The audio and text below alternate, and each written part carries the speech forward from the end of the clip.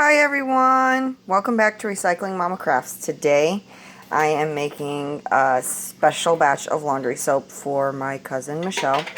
She's requested a sample of my laundry soap. However, she has tried the handmade laundry soap before and her son's allergic to it, so I am making her a special batch that I whipped up using my handmade liquid soap.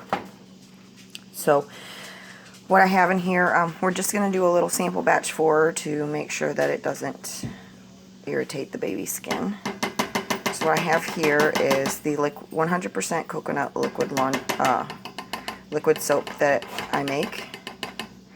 And this, I don't scent. I don't put any preservatives in here. I don't put any thickeners or anything. I added that to a cup of water. And I'm going to sprinkle in a little bit of salt to make it a little thicker. It's the only thickener that I use, is a little bit of salt. And then to this, I am going to add the Arm & Hammer washing soda. We are hoping that it's just the borax that he's having a reaction to. So I'm going to try a batch without it. If he reacts to this one as well, then I'm going to just send her some straight up nothing but liquid coconut oil soap, and hopefully that'll be all it takes. Now I did pour a little bit too much because this is a sample batch. We didn't need quite so much. So I'm going to put a little on there, and then so I don't waste it and I don't have to dish it back into my container, I'm going to put that in my big batch of regular laundry soap. A little bit of extra. Washing powder never hurt anybody.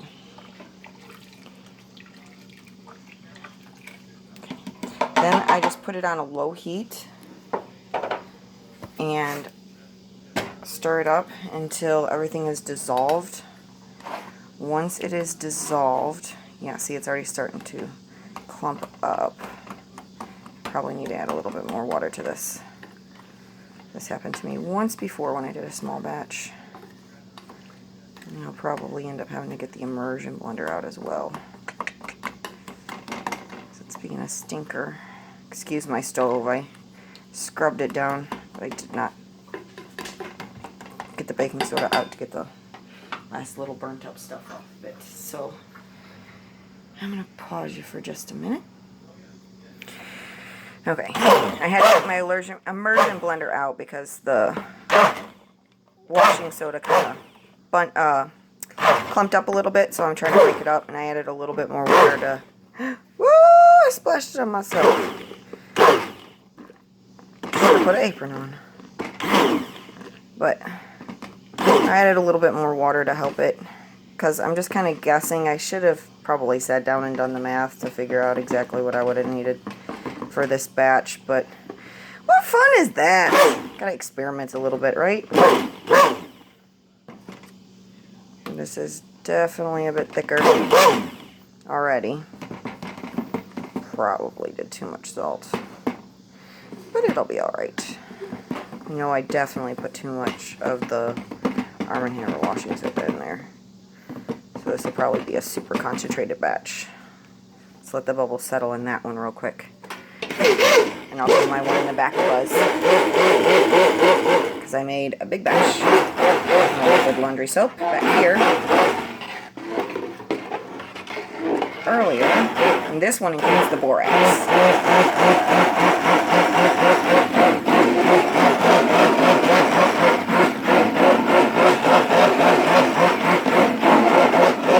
Now this does not have the Fels Napa bar in it because I made my own batch of the 100% coconut oil liquid soap.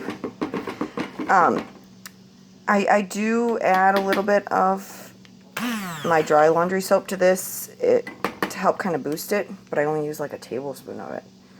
So it does not have very much Fels Napa in it normally, but this batch that I'm sending Michelle, I'm not going to add any of that because that already has pre-mixed borax in it. So I find that the regular batch works great and it works just fine, but if I put just a tablespoon of my powdered laundry soap in it, it kind of gives it this really cool stain fighting ability. So when I do spot treatments, it turns out really, really, really well. It gets even old set in stains out, so that's really awesome. But for this batch, we're not going to be adding any of that extra stuff because we're trying to figure out what the allergy is exactly with one little baby. So find a workaround for him, and if this works great, then we found a cheaper, safer alternative to traditional laundry soaps, because a 10-gallon batch only cost me about $5 to make, even with making the liquid soap from scratch. Alright, sorry about that. We had a little bit of a interruption, had phone call. We had a new addition, a 200-pound, 6'1" bouncing baby boy to the family, and we're just getting him settled in now. If some of you might not know, my name, Recycling Mama, comes more from my love of recycling. I love recycling so much, I even recycled my children. It's a little joke that we have because my children are adopted. And we just got a new one. He's not officially adopted yet, but he is a very good kid, and we love him already. We've loved him for a long time. He's actually related to us. Okay, looks like the soap is gone through pretty thoroughly. Get another spoon. Now it looks like everything is dissolved very, very nicely. Now this batch will actually thicken up, even though it looks crystal clear right now, aside from the foam. The crystal clearness that it has in here, and it looks a little more amber on the phone, but it is very clear. The reason for the clearness is the heat. Once the heat is off and this cools completely, it will actually thicken quite a bit.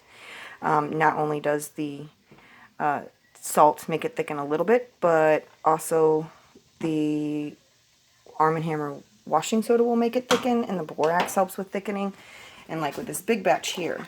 Now normally I don't do scents in my laundry soap, but there's a few scents that I know that my family at home, and this is just a family batch, can handle without any trouble. And I didn't put very much in there. I put a little bit of cinnamon in here because it just smells so good. And then I put a little bit of rosemary. It's kind of light scent. It's not very strong, and once you add all the water, you probably won't be able to smell much, but I wanted a nice little spicy note for the fall. And it didn't seem to affect the batch in any way, shape, or form when I added it, but like I said, I only added like 10 drops of each. And this is going to make a ton of laundry soap. Now when I use this laundry soap, because it's so concentrated, I use 1 to 2 tablespoons depending on how big my load is, and that's it. And I do water it down a little bit more. This will go into a bucket. I'm going to get a bucket for this because I tried the jugs and it's harder to mix. So I'm going to put this in a bucket with a lid, a smaller one.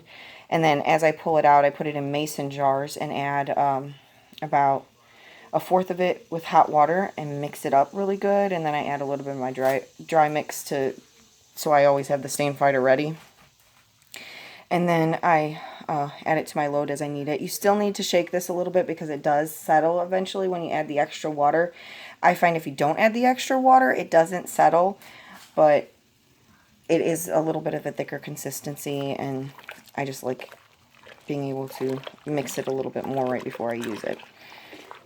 You know, I have done the whipped laundry soap using the fels napa, and I've even tried using the stout, or I'm not sure what the other bar is, the pink bar. And it does whip up and it doesn't separate and it's really nice, but in the colder winter temperatures, it does not want to dissolve very well in that cold water. I was having to take it and actually mix it with some hot water before I added it, and mix it very well actually. I spent quite a bit of time mixing it before I added it to my washer, and I did not care for that. Once I tried my hand at making liquid soaps, I find that I'm not very good at making body wash, but I make a really killer cleaning soap. So that's all I make now when I make liquid soaps, is I make cleaners, and this is one of my favorite cleaners, and it works really well with the laundry soap. I've added some of this with a little bit for dish soap, but it doesn't have the same slip that the Dawn does, and the Dawn's pretty gentle, so I just use that. It's pretty cheap, and I'm not saving any money by using this soap for the dishes. I do notice that the liquid soap does get very, very cloudy in the sink water when I use it as well. It doesn't bubble as well because I don't use any extra chemicals or preservatives. Everybody has their own opinions on those. I try to stay away from them because, like I've said before, my daughter has an allergy to something in a lot of the soaps, and I try to keep it as pure as possible for her. So I hope you enjoyed my little short tutorial on this, and the next video that I do, I will update you guys and let you know how it turned out and whether our little man had a reaction to it or not, because some people are more sensitive to the borax than others. I'll go ahead and turn these 2 pots off and let them cool down, and I'll go ahead and take a picture and post it on my Facebook and update everybody how it looks when it's cooled down. Thank you for joining us here at Recycling Mama Crafts. We appreciate you guys stopping by. We did fill up our store in Gardner, Illinois. Go stop by Creative Gems Crafts Boutique. They are filled with wonderful lady crafters there, and a few gentlemen crafters. They have any kind of craft that you could ever imagine. Beautiful gift sets.